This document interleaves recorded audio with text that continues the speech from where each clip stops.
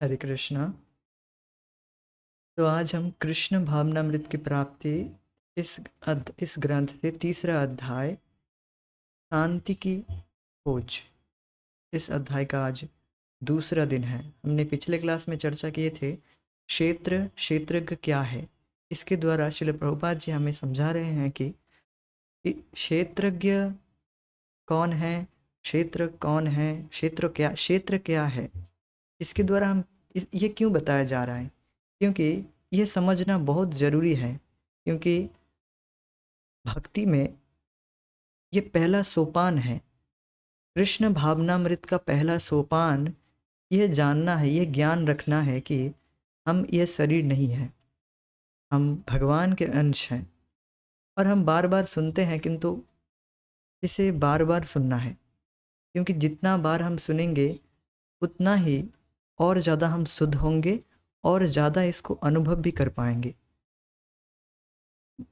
कृष्ण भावनामृत में जो भी हम सुनते हैं, जो भी विषय बार बार श्रील प्रभुपाद जी एक ही विषय को बार बार बोलते हैं और फिर भी हम उसको ग्रहण नहीं कर पाते। ऐसा क्यों? क्योंकि हम अनादिकाल से भोगों को बार बार किए हुए हैं, कोई गिनती नहीं है।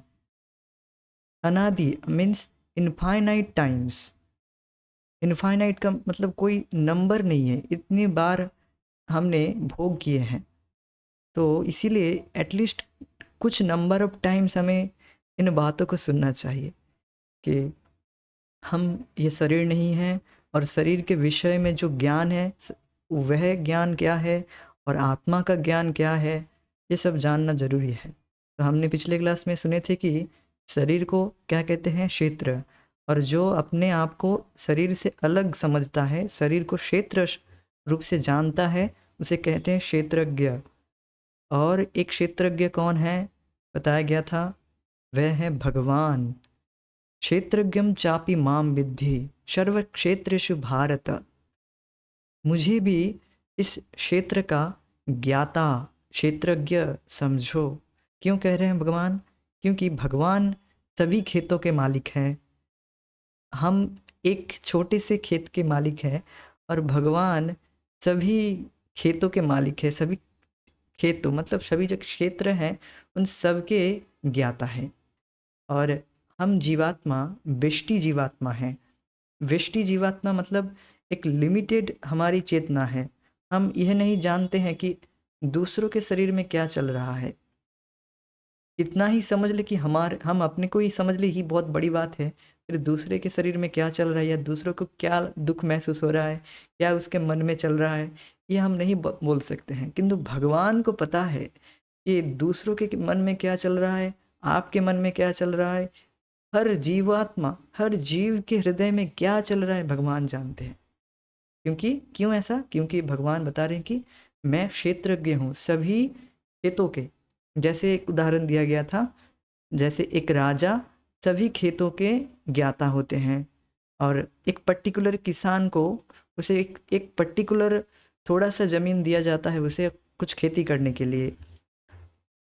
वैसे ही हमें भी एक शरीर दिया गया है जिससे हम परम पुरुषार्थ को लाभ कर सके। किसान को दिया जाता है कुछ खेती करने के लिए, और वह चाहे तो कुछ भी उगा सकता है। और हम भी चाहे तो इस शरीर के द्वारा नरक जा सकते हैं या भगवान को प्राप्त कर सकते हैं। Choice is your. हमारा यह चॉइस है, ये स्वतंत्रता दी गई है कि हम इस शरीर का, इस खेत के द्वारा क्या उगाए। तो ये सब बताया गया था। और मनुष्य अपने अज्ञान के वजह से, अपने मिथ्या अहंकार के वजह से अपने आप को ये क्षेत्र समझते हैं।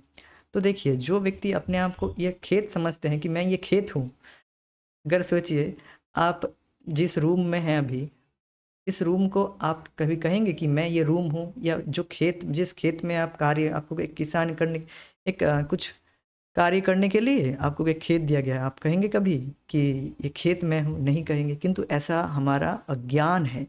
ये सभी का एक अज्ञान है कि हम अपने आप को शरीर मानते हैं, यद्यपि हम शरीर नहीं है। ये अज्ञान के वजह से हम सोचते हैं कि मैं हिंदू हूँ, हम मुस्लिम मुस्लिम हैं हूँ, या ईसाई स्वीडिश हूँ। ये मिथ्या अहंकार के वजह से हम इस तरह से अपने शरीर से अपने आप को पहचान करते हैं। वास्तविक बात यह है कि हम ये शरीर ही नहीं है, ये शरीर केवल हमारा कर्म क्षेत्र है। देखिए आप पढ़ते हैं, यह शरीर केवल हमारा कर्म क्षेत्र है।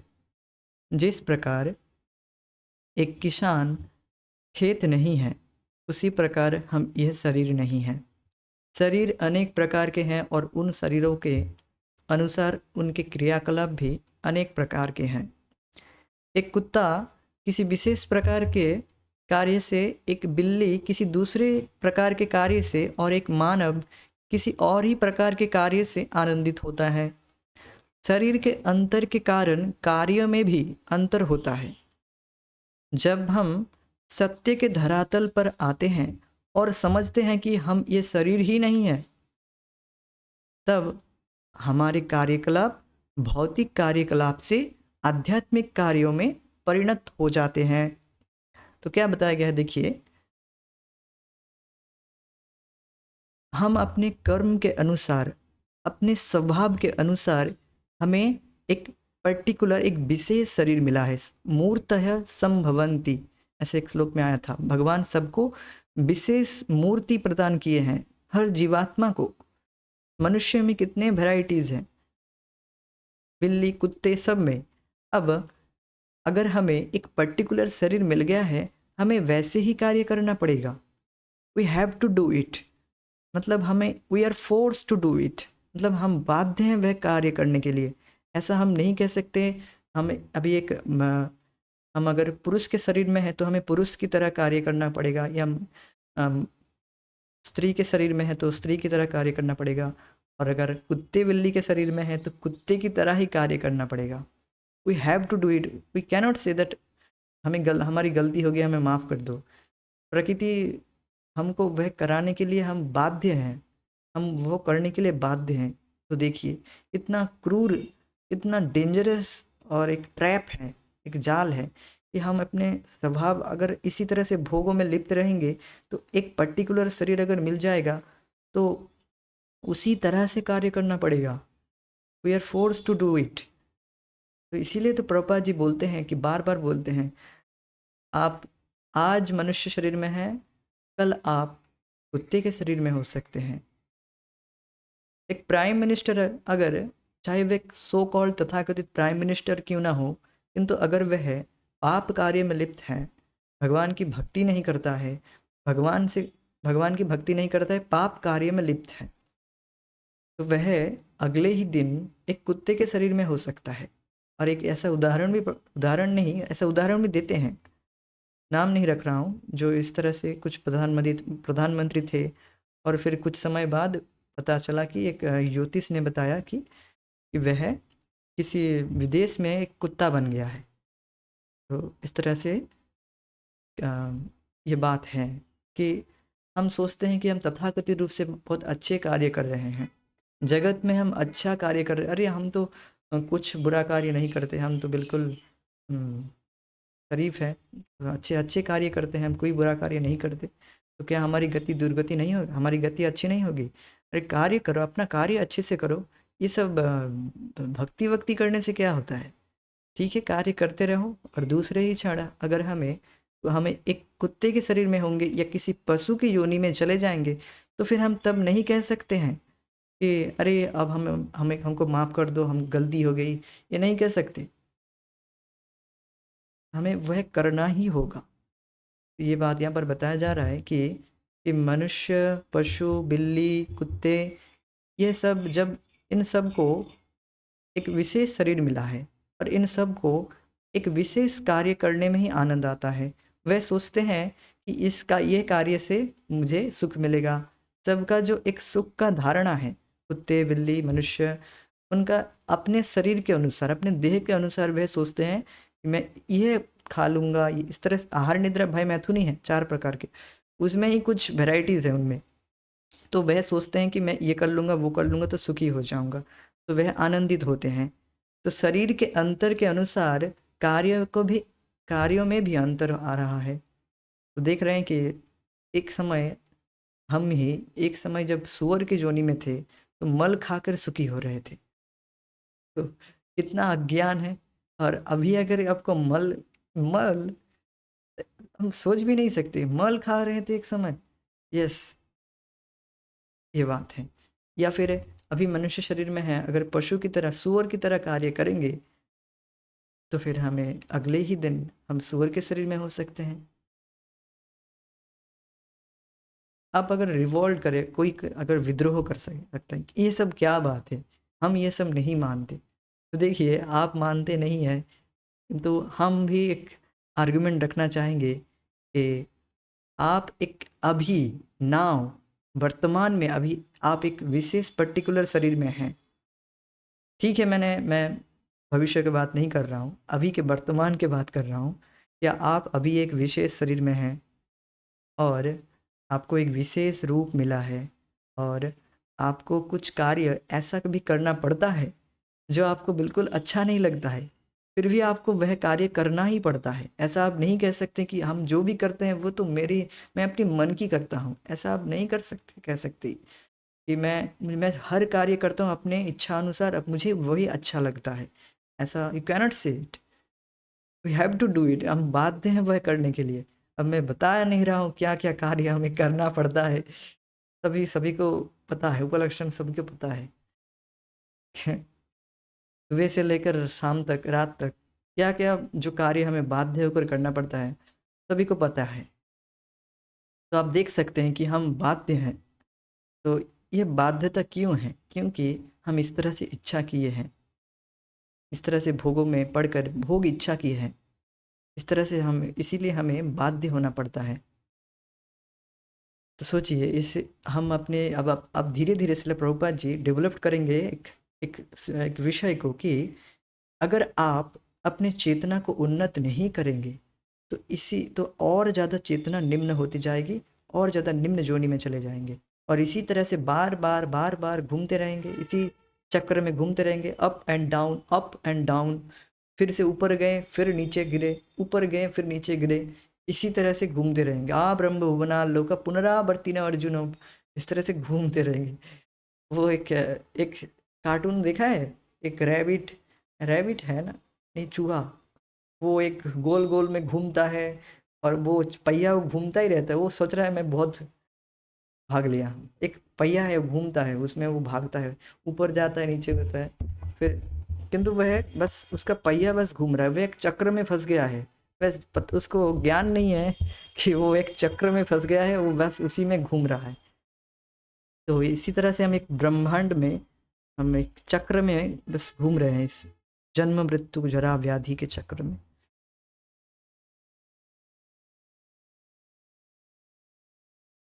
और एक बात देखिए, यहाँ पर अब बताया गया है, तो और जब हम सत्य के धरातल पर आते हैं, भगवत गीता से हम समझते हैं कि हम ये शरीर ही नहीं है, ये एक खेत है जो हमें अपने कार्य को करने के लिए दिया गया है। क्या कार्य करेंगे वह हमारे ऊपर है, भोग करेंगे या भगवान की भक्ति करेंगे। तो सत्य के धरातल पर आते हैं और समझते हैं कि हम ये शरीर है ही नहीं, तब हमारे कार्यकलाप भौतिक कार्यों से आध्यात्मिक कार्यों में परिणत हो जाते हैं। तो देखिए, बहुत ही सुंदर लाइन है, हमें अपने कार्यों को छोड़ना नहीं है। कोई कोई कहता है, अरे ये कृष्ण भावनामृत में तो बहुत कुछ त्याग करने के लिए बोलते हैं, ये नो, ये नो, ये नो, ये नो, वे नो, सब में नो लगा के रखते हैं। तो देखिए, ऐसा नहीं है, नो है, कुछ डूज एंड डोंट्स हैं of course, but there is so many dos. यहाँ पर ना भी बोला जाता है, वैसे उस साथ ही साथ आपको हाँ भी बोला जाता है, ये करिए। ऐसा नहीं बस कुछ सांस भी मत लीजिए, ये मत कीजिए, खाइए मत, सोइए मत, नेति नेति नहीं करते हम, जैसे मायावादी लोग करते हैं, वो ये नहीं वो नहीं, ऐसा नेति नेति का नहीं करते। आपको बस कुछ रेगुलेटरी प्रिंसिपल है यहाँ पर, बट ज़्यादा नहीं है, कुछ रेगुलेटरी प्रिंसिपल है, उसको पालन करके अब आपको जो पसंद है वो आप भगवान से कनेक्ट कर सकते हैं। कृष्ण भावनामृत इज सो वास्ट, बहुत बड़ा है। हमें बस सीखना है कैसे हम वही कार्य करते हुए भी बंधन ना लगे हमें। बस अपने चेतना को, अपने कॉन्शसनेस को चेंज करना है, अपने थिंकिंग लेवल को चेंज करना है, तुरंत इफ़ेक्ट तो तुरंत वो वही कार्य करेंगे, उसका जो इफ़ेक्ट है, फल है, वह बिल्कुल परिवर्तित हो जाता है। जैसे आप भक्तों को भी देखेंगे, वह खाते हैं, सब कुछ कर खाते हैं, पीते हैं, सोते हैं, और जिनका परिवार है, परिवार को भी स्कूल ले जाते, बच्चे को सब कुछ करते हैं, दिखते हैं। तो अब बाहर से दिखेगा ये तो कोई हमारी तरह ही है। जो भौतिकतावादी लोग हैं वह देखेगा, अरे ये तो हमारी तरह ही है। तो हाँ, आपकी तरह ही है, किंतु वह उसका जो केंद्र है, जो आध्यात्मिकतावादी है, जो कृष्ण भावना भावित व्यक्ति है, वह कार्य तो सेम करता है, किंतु उसका इफ़ेक्ट अलग हो जाता है। और जो भौतिकतावादी लोग हैं, वह कार्य वही कर रहे हैं, आहार, निद्रा, भय, मैथुन, किंतु वह जा रहे हैं नरक की ओर। और जो कृष्ण भावना भावित व्यक्ति है, वह वही कार्य कर रहा है, किंतु वह जा रहा है भगवान की ओर। कैसे? दिस इज़ द यही है कृष्ण भावना, यही हमें सीखना है, अपने कार्य को चेंज करना, कार्य को चेंज नहीं, कार्य की भावना को। खाएँगे, खाइए, भगवान को अर्पित करके खाइए, और जो भी कार्य हैं, जो भी और जो आहार, निद्रा, सोएँगे, अब सोना है, ठीक है, जितना सोना है, जिसके सोएँगे क्यों? क्योंकि हमें अपने आप को एनर्जेटिक रखना है, जिससे हम भगवान की भक्ति अच्छे से कर पाएँ, नाम जप अच्छे से कर पाएँ। इसलिए अच्छे से सोना चाहिए, ठीक से नींद लेना चाहिए। आहार, निद्रा, भय, भय मीन्स डिफेंस करना, आत्मरक्षा क्यों करेंगे जी? आदर अपने इस शरीर की रक्षा क्यों करेंगे? क्योंकि शरीर की रक्षा करेंगे तभी ना अच्छे से भजन कर पाएँगे, साधना ठीक से कर पाएँगे। ये मेंटालिटी है। कार्य वही करेंगे, किंतु ये यहाँ पर जो केंद्र है वह इंद्रिय तृप्ति नहीं है। यहाँ पर केंद्र भगवान है, भगवान की संतुष्टि है। और मैथुन आ गया, अब जो बच्चा पैदा करना चाहते हैं, वे कृष्ण भावना भावित संतान उत्पन्न करे। बहुत श्रील प्रभुपाद जी बोलते हैं अपने तात्पर्य में, अच्छे संतान उत्पन्न करना चाहिए, जो आगे जाकर कृष्ण भावनामृत का प्रचारक बने। तो सारे कार्य करते हुए भी उस कार्य को बस आध्यात्मिक कार्य में परिणत करना है। कैसे? बस अपने भावना को चेंज करके और भगवान को अर्पित करते जाना है, भगवान से कनेक्ट करके सारे कार्य को करना है। वह आप अपने काउंसलर से पूछ सकते हैं, अपने मन से भी कुछ नहीं करना चाहिए कि ठीक है, मुझे ये अच्छा लगता है, मैं ये भगवान को अर्पित कर दूँ, मुझे चाय अच्छा लगता है, तो मैं चाय चाय का भोग लगाने लग जाऊँ। ऐसा नहीं, आपको ज़रूर काउंसलिंग लेना चाहिए। और क्या मैं ये कर सकता हूँ? नहीं, बिल्कुल, तब बताएँगे आपके काउंसलर की, नहीं, चाय चाय का भोग लगाया नहीं जा सकता है, चाय, कॉफ़ी आदि एटसेट्रा। ठीक है, ये इस तरह से बताया गया है। अब बहुत इंटरेस्टिंग बात आ रहा है, देहात्म बुद्धि। जब तक हम देहात्म बुद्धि से कार्य करते हैं, तब तक हमारे कार्य भौतिक होते हैं। अब श्रील प्रभुपाद जी बता रहे हैं कैसे अपने कार्य को आध्यात्मिक करना है। देखिए, जब तक हम अपने कार्यों को देहात्म बुद्धि से करते हैं, देहात्म बुद्धि मतलब देह में आत्म बुद्धि, इसे कहते हैं देहात्म बुद्धि। हम अपने देह में आत्म बुद्धि रखते क्या? कि मैं ये शरीर हूँ, और इस शरीर मैं ये शरीर हूँ, मुझे सुख मिलना चाहिए। इस शरीर से हम सोचते हैं कि मेरे इंद्रियों को जो अच्छा लगता है, मेरे जीभ को जो अच्छा लगता है, जो कान को अच्छा लगता है, वही मैं करूँगा। यह है देहात्म बुद्धि। और शरीर से रिलेटेड जो वस्तुएं हैं वह मेरे हैं, इस धीरे धीरे जो लेवल ऑफ अज्ञान है वह बढ़ता जाता है। तो तब तक इस तरह से हम कार्य करेंगे तो हम भौतिक धरातल पर रहते हैं, भौतिक धरातल पर रहते हैं। तो देखिए, जब भी हम देहात्म बुद्धि से कार्य करते हैं, हम केवल हमें एक डिसइंटरेस्टेड सा फील करते हैं। हम अपने हृदय में, आप देख सकते हैं, जब भी हम देहात्म बुद्धि से कार्य करते हैं, we become disinterested, we become disgusted. हम बहुत ज़्यादा परेशान हो जाते हैं, इरिटेट हो जाते हैं। किंतु जब भी आप देखेंगे कि मैं भगवान के प्रसन्नता के लिए करूँगा, निरंतर यह सोच रहेगा, निरंतर यह धारणा, यह मेडिटेशन रहेगा कि मैं भगवान के प्रसन्नता के लिए करूँगा, और मेरे देहात्म बुद्धि में, मेरे आत्म बुद्धि में बाधा ना डाले ये कार्य, तो तभी आप आध्यात्मिक कार्य कर रहे हैं। किंतु ज्यों ही हम समझने लगते हैं कि मैं ये शरीर नहीं हूँ, अहम ब्रह्मास्मि, मैं ब्रह्म हूँ, तब हमारे कार्यकलाप उसी अनुभूति से प्रेरित होगे। उसी अनुभूति मतलब आध्यात्मिक अनुभूति से। अहम ब्रह्मास्मि, मैं ब्रह्म हूँ।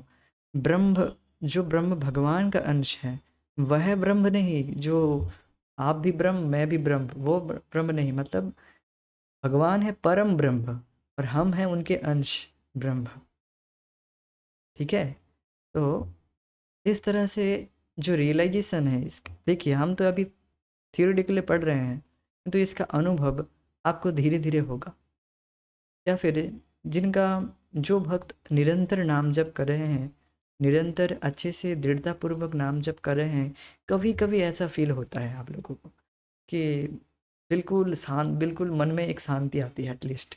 और एक एक ऐसा फीलिंग्स आती है कि हम ये शरीर से अलग हैं।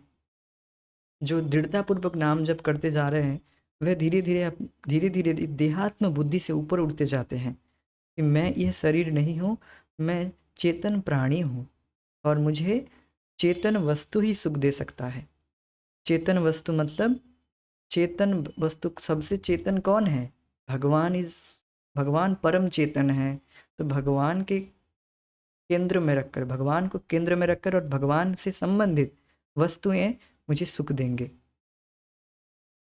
तो इस तरह से धीरे धीरे जो कॉन्शियसनेस है वे उसको डेवलप करना है। अर्थात वे दैहिक या भौतिक स्तर से प्रेरित नहीं होंगे। शरीर से अलग अपने वास्तविक स्वरूप का ज्ञान ही सच्चा ज्ञान है। किंतु जब तक हम शरीर की पहचान से ही चिपके रहते हैं, तब तक सच्चा ज्ञान नहीं मिल सकता है। तो देखिए श्रील प्रभुपाद जी हमें बता रहे हैं कि जब तक हम अपने शरीर के कार्यों में ही लगे रहेंगे, शरीर को ही पोषने में लगे रहेंगे कि शरीर को सजाना है, शरीर को यह नहीं मिलेगा, वो नहीं मिलेगा, तो मैं कैसे जीऊँगा, मांस नहीं खाऊँगा। इस तरह से लोग सोचते हैं, अरे मांस नहीं खाएँगे तो शरीर कैसे चलेगा? जैसे जैसे जैसे लग रहा है मांस नहीं खाकर जो भक्त लोग हैं, मैं मर रहे हैं। ऐसा नहीं है, तो वो अज्ञान में है। और भी भक्त लोग अब जो भक्ति में साधना कर रहे हैं, वे भी इस तरह से सोचते हैं, अरे प्रोटीन पाउडर खाना चाहिए, ये वो खाना चाहिए। तो तरह-तरह के सोचते रहते हैं, तो देहात्म बुद्धि है ये वास्तव में। इतना सोचना नहीं चाहिए, जितना आवश्यक है वो उसे ग्रहण कर लेना चाहिए और ज़्यादा सोचना नहीं चाहिए। क्योंकि ठीक है, ये शरीर को बिल्कुल अवश्य ध्यान रखना है, किंतु इतना इंडल्ज नहीं हो जाना है उसमें कि आप शरीर को ही पोषने में लगे रहें और भक्ति छोड़ दें। नाम जब छोड़कर उसी को बार उसी में डूबे रहें, ये खाना है, वो खाना है, इतना नहीं करता है। जो भगवान की भक्ति में ज़्यादा इंडल्ज हो जाता है, वह शरीर का ध्यान अवश्य रखता है, किंतु ज़्यादा से ज़्यादा भक्ति करता है। तो ज्यों ही हम थोड़ी सी भी भोग करते हैं, त्यों ही हमारा ज्ञान ढक जाता है। अब देखेंगे, ज्यों ही थोड़ी सी भोग की इच्छा जागृत होती है कि ठीक है अब बहुत हो गया, अब 16 माला हो गया, अब सब कथा भी सुन लिया, बस अब थोड़ा यूट्यूब वगैरह चला लेते हैं, या खुद कुछ कुछ और खुद के लिए भी कुछ होना चाहिए। ऐसा मन हमको बार बार डाइवर्ट करता है। ऐसा मन बार बार ऐसा हमें डाइवर्ट करता है, क्योंकि हम अभी साधना के स्तर में साधना कर रहे हैं, पूरी तरह से शुद्ध नहीं हुए हैं, पूरी तरह से भक्त नहीं हुए हैं, भक्त बनने का प्रयास कर रहे हैं। तो यह सब आएगा ही, क्योंकि पूर्व के जो संस्कार है वे बहुत ज़्यादा डीप है।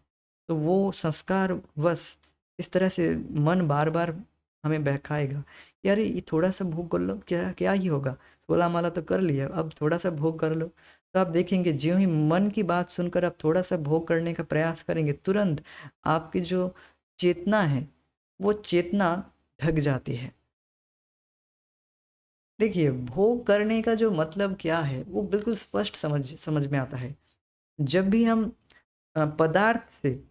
पदार्थ से सुख निचोड़ना चाहते हैं, ये वर्ड समझ रहे हैं? पदार्थ से हम सुख निचोड़ना चाहते हैं, त्यों ही हमारी जो चेतना है वह ढक जाती है। तो इसलिए यहाँ पर प्रभुपाद जी बता रहे हैं कि ज्यों ही हम भोग करने का प्रयास करते हैं, हमारा एक सच्चा ज्ञान ढक जाता है, या सच्चा ज्ञान तब तक सच्चा ज्ञान नहीं मिल सकता है जब तक हम शरीर की पहचान से ही चिपके रहते हैं। ये बहुत सुंदर वर्ड प्रभुपाद बता रहे हैं। वास्तव में जैसे एक पेड़ को बहुत ही कस के पकड़ के चिपक के रहता है कोई कोई व्यक्ति, ऐसे बताते हैं। जो भोगी व्यक्ति है, जो भौतिकतावादी व्यक्ति है, या फिर जो ज़्यादा भौतिकता में देहात्म बुद्धि में पड़े हैं, वह भोगों को इस तरह से चिपक कर पकड़ पकड़ के रखे हैं। इसीलिए भगवान भी छुड़ा नहीं पा रहे। भगवान अगर जोर से उसको छुड़ा भी दे, फिर उसको दर्द होगा, उसको पीड़ा पहुंचेगी। तो भगवान ठीक है तुम भोगो। तो ये बात है। तो इसलिए हमें धीरे धीरे अपने विवेक से इसीलिए तो शास्त्र सुनना चाहिए, क्योंकि हमें अपने विवेक से छोड़ना है भोगों को। शास्त्र में कहा गया है कि जब तक हम जीवन की देहात्म बुद्धि को अपनाए हुए हैं, तब तक हमारे सारे कर्म निष्फल रहेंगे। बार बार इस पर बताया जा रहा है कि देहात्म बुद्धि से कार्य नहीं करना है।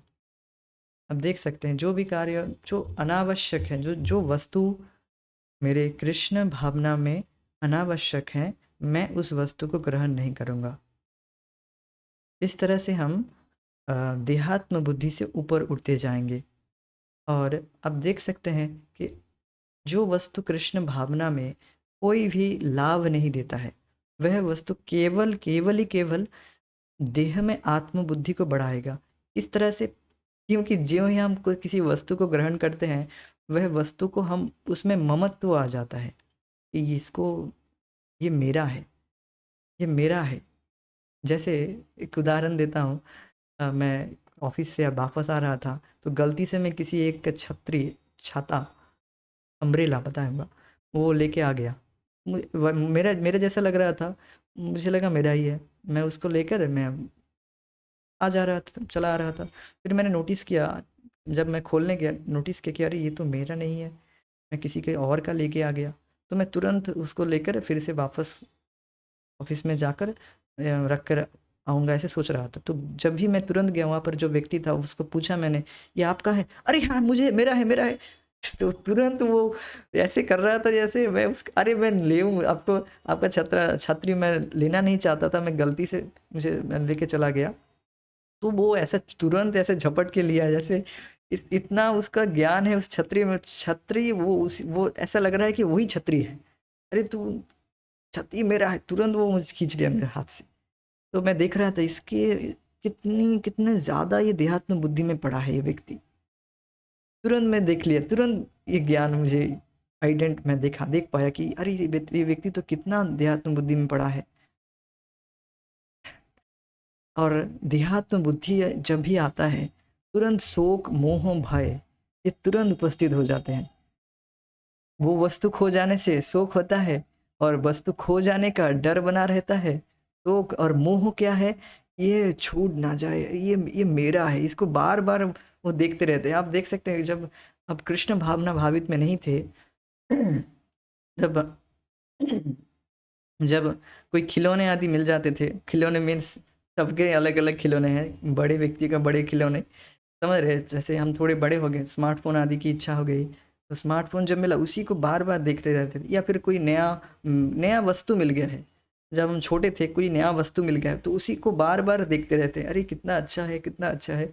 तो बार बार उसमें एक मोह बन जाता है कि ये मैंने बना, ये मेरा है, ये मेरा है। तो उसमें एक मोह रहता है। आप देख सकते हैं ऐसा कृष्ण भावनामृत में पूर्व आने से पहले ऐसा था, या फिर अभी भी हो सकता है, अभी भी है तो उसको चेक कीजिए, ये इस तरह से ना हो।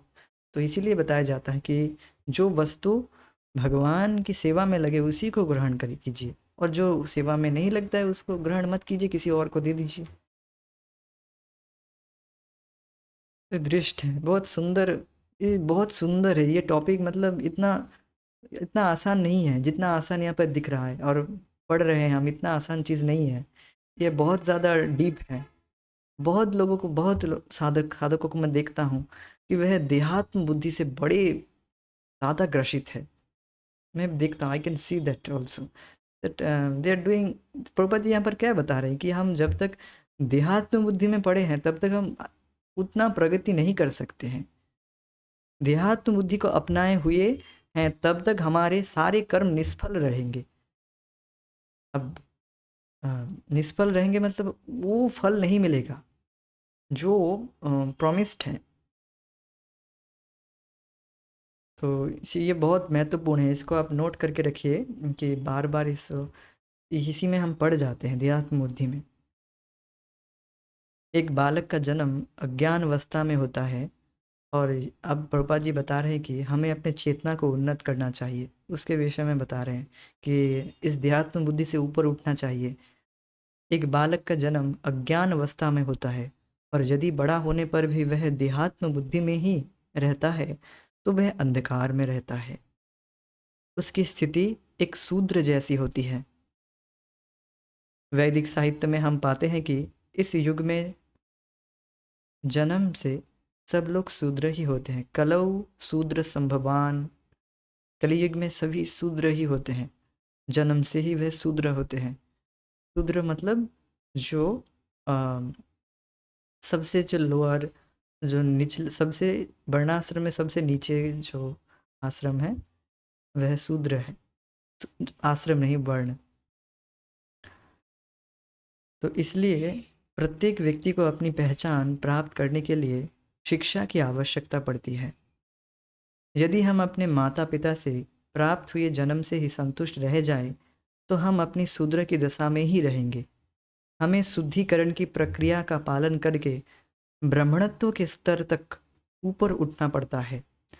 जैसा पहले कहा जा चुका है कि अपवित्र जीवन के 4 मूल लक्षण हैं: अवैध काम भोग, काम उपभोग, नशीले पदार्थों का सेवन, मांस भक्षण और जुआ खेलना। वैदिक सिद्धांतों के अनुसार विवाह की सीमा के बाहर काम उपभोग नहीं करना चाहिए। अतएव मानव समाज में विवाह की प्रथा है जो हमें कुत्ते बिल्लियों से पृथक करती हैं। तो देखिए यहाँ पर एक एक पॉइंट बताया गया है। वो एक पॉइंट क्या है कि हम जन्म से ही शूद्र होते हैं। इस कलयुग में कोई ब्राह्मण नहीं होता है। ब्राह्मण मीन्स ब्रह्म जानाति इति ब्राह्मण, जो ब्रह्म को जानता है। ब्रह्म कौन है? भगवान कृष्ण है। परम ब्रह्म परम धाम। भगवान कृष्ण को नहीं जानता है तो हम क्या तुरंत बचपन से ही क्या कि हम पैदा हुए और हरे कृष्ण संसार दावा ऐसा गाते गाने शुरू कर दिए क्या? नहीं, रोते रोते जन्म लिया। तो हम सब शूद्र हैं, कलु शूद्र संभवान। हम सब शूद्र जन्म लिए हैं। Shudra means no knowledge of Krishna consciousness, no knowledge of Brahma ब्रह्म का कोई ज्ञान नहीं रहता है। बस आहार निद्रा भय मैथुन, यही ज्ञान रहता है कि कैसे कैसे खाना मिले, कैसे सोना, खाना पीना सोना और बच्चे पैदा करना बस इसी में ही पड़े रहते हैं लोग। और देख सकते हैं कि जो बड़े बड़े प्रोफेसर, साइंटिस्ट या सो कॉल्ड एमएससी, जो जितना डिग्री जोड़ ले, एक एक पेज भी भर दीजिए, उससे कोई दिक्कत नहीं है। अपने डिग्री भर दे, भर भर भर के एक पेज पत्ता से पेज पेज भर दीजिए, बट उस व्यक्ति को ये ज्ञान नहीं रहता है कि आहार निद्रा भय मैथुन के ऊपर भी कुछ है। तो वो इतना सो कॉल्ड इतना ज्ञानी है, वह तथाकथित ज्ञानी, उसके पास यही ज्ञान नहीं है कि इससे ऊपर भी कुछ है, तो वह शूद्र ही है। शूद्र means this is a consciousness in animal consciousness, एक पशु की चेतना में है। शूद्र मन समझ रहे हैं, जो एक पशु की चेतना में है उसे शूद्र कहते हैं। और पशु को तो कुछ आता ही नहीं है आहार निद्रा भय मैथुन के अलावा। तो व्यक्ति का जीवन का लक्ष्य यही रहता है कि मैं अच्छे से यही 4 चीज़ कर लूँ, बस मेरा जीवन सफल। और मेरे जो अब बच्चे होंगे वे भी ये इसी को अच्छे से कर ले, बस उनका भी जीवन सफल। उनके बच्चे भी यही कर ले, उनका जीवन भी सफल। और वे इस तरह से मानते जाएंगे और सब लोग दूसरे जन्म में एक कुत्ते बिल्ली के शरीर में चले जाएंगे और बस हो गया। तो इस तरह से हो रहा है। तो आप देख सकते हैं कि कोई भी व्यक्ति इस विषय में चर्चा भी नहीं कर रहा है, इसके ऊपर कोई चर्चा ही नहीं होती है। तो देख रहे हैं कि सभी लोग किस तरह से एक शूद्र के कार्य में पड़े हैं, और सभी लोगों को शूद्र बनाया जा रहा है और सभी को फोर्स किया जा रहा है, अरे कि तुम शूद्र बनो, नौकरी करो। सबको नौकरी में एक बिल्कुल लाइन लगा कर नौकरी में जा रहे हैं, चाहे वो ब्राह्मण हो, चाहे वो किसी भी हो, कोई भी हो, सभी को नौकरी चाहिए। तो क्या कर सकते, this is system is too much corrupted, इतना ज़्यादा अब सिस्टम इतना बुरा हो गया है, मतलब क्या कह सकते हैं आप। हमें अपने विवेक से अपने आप को परिवर्तित करना है। अब हम समाज को तो परिवर्तित नहीं कर सकते हैं, एक एक व्यक्ति परिवर्तित होगा, वो वही बहुत बड़ी बात है। तो शिक्षा की आवश्यकता पड़ती है, इसलिए इसीलिए हमें शिक्षा की आवश्यकता पड़ती है। अब शिक्षा शिक्षा वह है जो हमें जन्म मृत्यु के चक्र से बाहर निकाले, वही वास्तविक शिक्षा है। और हम अब कह सकते हैं हम तो शिक्षा हम पढ़ लिए, हमारी पढ़ाई हो गई है। हाँ, इस तरह से। ठीक है, प्रश्न क्या है देखते हैं हर एक। बट देहात्म बुद्धि, क्या प्रश्न है?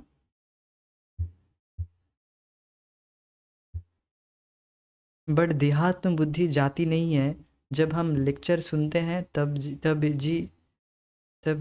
तभी यह पता रहता है कि हम आत्मा हैं, और अगर हम कुछ टाइम भूल जाते हैं तब हम इस देहात्म बुद्धि से कैसे बाहर आए। तो आप बता रही है कि हमें जब क्लास सुनते तभी हमको याद रहता है और बाद बाकी टाइम हमें याद नहीं रहता है, तो वो भी बहुत बड़ा एडवांसमेंट है। और लोगों को तो वो भी पता, इतना समय के लिए भी लोगों को ज्ञान नहीं रहता है ना। एटलीस्ट क्लास के टाइम तो इतना ही याद रहता है। अब धीरे धीरे प्रगति करेंगे, दिक्कत नहीं है। We should become encouraged us that at least class के टाइम हमें याद रहता है। दैट इज, ये भी बहुत बड़ा प्रगति है। धीरे धीरे, हाँ सच में, मैं मजाक नहीं कर रहा हूँ, सच में। हाँ, और धीरे धीरे आपको जब आप अच्छे से नाम जप करते जाएंगे, धीरे धीरे शुद्धिकरण, ये प्रोसेस ऑफ प्यूरिफिकेशन प्रोसेस है। जितना हम सुनते जाएंगे, हम शरीर नहीं है, हम शरीर नहीं, इसलिए प्रभुपाद जी बार बार हैमर करते हैं, बार बार वो कील को जो दीवार में ठोकते हैं ना, वो हमारी दीवार इतना स्ट्रांग है कि वो कील अंदर जाता ही नहीं है। तो बार बार ठोको ठोको, बार बार ठोको। अब कभी कभी आपका ये एक्सपीरियंस होगा, कभी कभी दीवार में कोई कील ठोकना चाहते हैं, वो बार बार ठोकते हैं, वो अंदर जाता ही नहीं है। वो बहुत स्ट्रांग हो जाता है कभी कभी किसी जगह, वो अंदर कील जाता ही नहीं, तो उसे बहुत ड्रिल करना पड़ता है। फिर अरे ड्रिल मशीन लाओ, ये नहीं जा रहा है, हथौड़ा से नहीं काम हो रहा है, तो ड्रिल मशीन लाओ। बिल्कुल विजुअल उदाहरण है, ड्रिल मशीन ला कर फिर हम ड्रिल करके फिर कील को अंदर डालते हैं। तो इसी तरह से हमें कथा सुनकर बिल्कुल हम प्रभुपाद जी बस बिल्कुल ड्रिल कर रहे हैं बार बार इसको। ये हम शरीर नहीं है, तुम ये शरीर नहीं हो, तुम्हें बार बार इस बहुत अध्यात्म बुद्धि में पढ़ना नहीं है, तुम्हें भोग नहीं करना है। अध्यात्म बुद्धि में पढ़ोगे तो शोक मोह भय होगा, और वही दुख में तुम पढ़ोगे। अच्छा, अगर सच्चा सुख, शांतिमय सुख चाहते हो, वास्तविक सुख चाहते हो, तो देहात्म बुद्धि से ऊपर उठो, तभी वास्तविक सुख मिलेगा। तो ये बात है। तो इसीलिए तो हमें ऊपर उठाने रहे, प्रभुपाद जी बता रहे शूद्र मत बनो, शूद्र यही कार्य करता रहता है, केवल देहात्म बुद्धि में पढ़कर भोग करता रहता है। इसीलिए शिक्षा की आवश्यकता है। और ये जो कृष्ण भावनामृत की शिक्षा है, this is for whole life, पूरा जीवन भर सीखना है हमें, और आगे भी सीखते रहना है। जितना हम सीखेंगे इतना उतना हम प्यूरिफाई हो गए हैं, और ज़्यादा इस तरह से धीरे धीरे करके शुद्धिकरण का प्रोसेस है। और वास्तव में ये वो सबसे फास्ट प्रोसेस है, इससे फास्ट और कोई प्रोसेस नहीं है।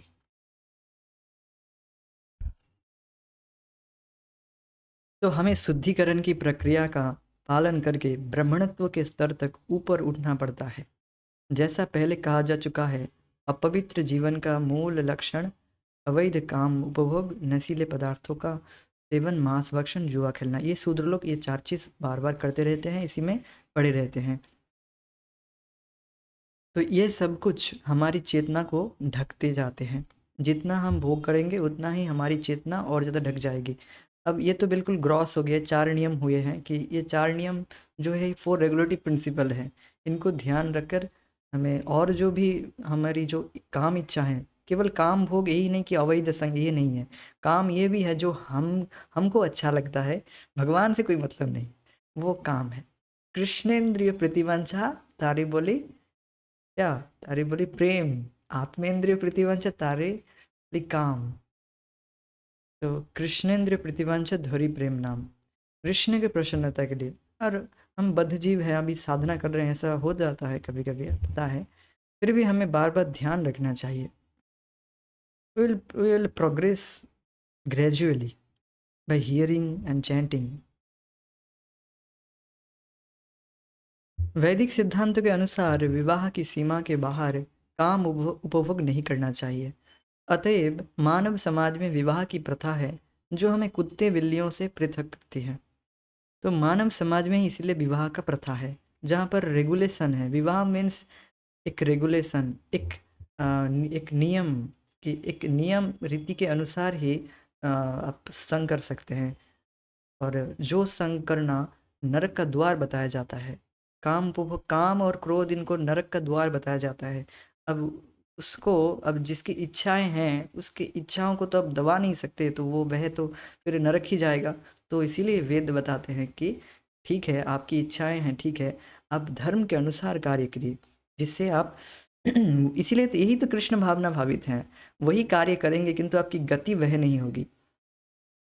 तो ये बहुत बड़ा वरदान है हमारे लिए। कृष्ण भावना के अलावा हमारी कोई और गति नहीं, और कोई प्रोसेस हम नहीं कर सकते। ये बहुत बड़ा वरदान है। तो इस तरह से नियम के अनुसार केवल कृष्ण भावना भावित संतान उत्पन्न करने के लिए ही संग किया जा सकता है, और उससे हमारी चेतना ढकती नहीं है। आप ये पॉइंट नोट कीजिएगा कि कृष्ण को प्रसन्न करने के लिए जो कार्य करते हैं उससे हमारी चेतना ढकती नहीं है, और कृष्ण को प्रसन्न नहीं करता है जो कार्य, उससे हमारी चेतना ढक जाती है। हम चेतन प्राणी हैं, और चेतन को ढकता क्या है? अविद्या।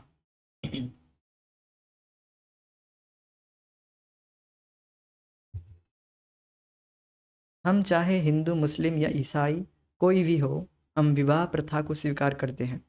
इस प्रथा का उद्देश्य है अवैध काम संबंध का निषेध। वैदिक पद्धति में नशीले पदार्थों के सेवन को भी हतोत्साहित किया गया है, मतलब इसको भी मना किया गया है। नशीले पदार्थ मीन्स सड़ा हुआ पदार्थ। अब सड़ा हुआ पदार्थ क्यों खाएंगे? तो इस तरह से लोगों का ज्ञान है, तो ये इसको भी बिल्कुल हतोत्साहित क्यों किया गया है? इससे भी बहुत ज़्यादा चेतना ढक जाती है। और ना ही मांस भक्षण का भी समर्थन किया गया है, क्योंकि मानव प्राणियों को अहिंसक होना चाहिए। हमें प्रकृति के पर्याप्त अन्न, फल, दूध और साग सब्जी दिए हैं, अतः बेचारे पशुओं को मारने की कोई आवश्यकता नहीं है। कुछ लोग तर्क देते हैं कि यदि हम मांस नहीं खाएंगे तो हम अल्प अल्प पोषित रह जाएंगे, किंतु हम देख सकते हैं कि इस कृष्ण भावनामृत आंदोलन के शिष्यों ने मांस भक्षण छोड़ दिया है, तो भी वे बड़े स्वस्थ रहते हैं। जबकि लोग मांस भक्षण जबकि लोग मांस खा रहे हैं, वे मांस खाने के बावजूद भी उनके व्याधियों और अस अस्वस्थ अस्वस्थताओं से पीड़ित हैं। जुए का भी निषेध किया गया है, क्योंकि यह मन को केवल उद्विग्न ही करता है। तो देख सकते हैं कि ये जो 4 रेगुलेटरी प्रिंसिपल्स हैं, जो बताया गया है कि मांस नहीं खाना, अवैध संग नहीं करना, जुआ नहीं खेलना, और क्या है, और मांस नहीं खाना, काम उपभोग, नशीले पदार्थ का सेवन नहीं करना, जुआ नहीं खेलना, ये जो 4 चीज़ है, इसको बार बार करते जाएंगे तो हमारी चेतना वह ढक जाएगी।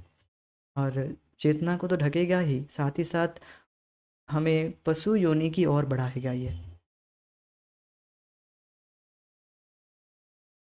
तो इन सब को मतलब इन सब को नहीं बताया जाएगा कि आप आहार कीजिए, खाइए। खाने के लिए तो बहुत सारी चीज़ हैं, और जो जिसको भगवान को भोग लगाइए, साग सब्जी फल, इतने सारी चीज़ हैं, वो उसको खाइए।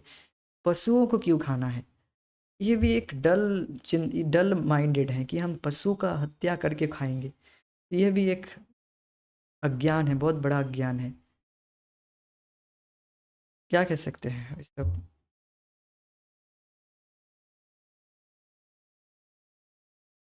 इस प्रकार यह एक शुद्धिकरण की प्रक्रिया है, जिससे मनुष्य ब्राह्मण बन सकता है। यह मार्ग प्रत्येक के लिए खुला है। ब्राह्मण वह है जो सत्यवादी, शुद्ध, सहनशील, सरल, ज्ञानवान है और भगवान में श्रद्धा रखता है। वह अपने मन और इंद्रियों पर भी संयम रख सकता है। तो ये जो कृष्ण भावना भावित प्रक्रिया है, यह ब्राह्मण बनाने की प्रक्रिया है।